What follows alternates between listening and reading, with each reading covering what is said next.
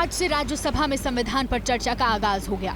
निर्मला सीतारमण बहस की शुरुआत केंद्रीय वित्त मंत्री निर्मला सीतारमण ने की और इतिहास के पन्ने पलटते हुए वित्त मंत्री ने सदन को 51 साल पुरानी एक घटना याद दिलाई। When in 1973, how was it celebrated, sir? 25 years of independence. There was a time capsule. A time capsule was interned. A Kal Patra was interned in the Red Fort. And at that time, the people were told, this time capsule will be seen only after 5,000 years.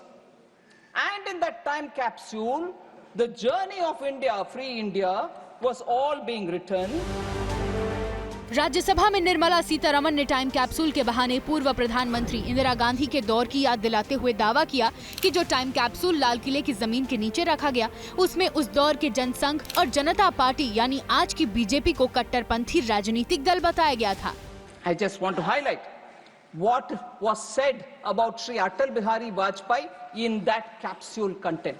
Jan Sangh People's Party is a militant orthodox Hindu party opposing the concept of secular state.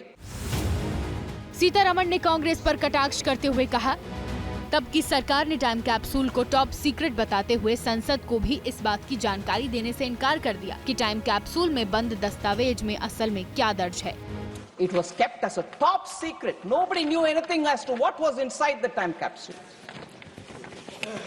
A professor of history was employed to write this India since 1947, marking the 25th anniversary.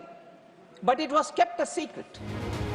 लेकिन time capsule के दस्तावेज में जनसंघ के जिक्र का जो दावा वित्त मंत्री ने राज्यसभा में किया, उस पर कांग्रेस ने सवाल खड़े करते हुए कहा कि जनसंघ और आरएसएस को खुद अपने अतीत में झांकना चाहिए। निर्मला जी कहाँ का इतिहास लेके आ रही है वो तो पता है, झंडे वालों का इतिहास होती है और आरएसएस और जनसंघ बीजेपी का उस पूर्ववज लोग ब्रिटिशर्स के साथ, अंग्रेजों के साथ ताली बजा के घूम रहे थे और कॉन्स्टिट्यूशन का टाइम पे भी आरएसएस ने खुद का ऑर्गेनाइजर में इसका खिलाफ लिखा था। निर्मला सीतारमण ने जिस टाइम कैप्सूल का जिक्र किया वो स्टील और तांबे से बना एक कैप्सूल के आकार का ढांचा था। उसमें अहम दस्तावेज और इतिहास की जानकारियां सीलबंद थी, जिसे 15 अगस्त 1973 को लाल किले के सामने एक कुएं में दबा दिया गया था ताकि सैकड़ों बरस बाद भी आने वाली पीढ़ियों को वो जानकारियां मिल पाएं। हालांकि 1977 में सत्ता में आने पर जनता पार्टी के मोरारजी देसाई सरकार ने लाल किले से उस टाइम कैप्सूल को निकाल लिया, लेकिन उसमें बंद दस्तावेज में क्या दर्ज था, इस पर आज भी सस्पेंस कायम है।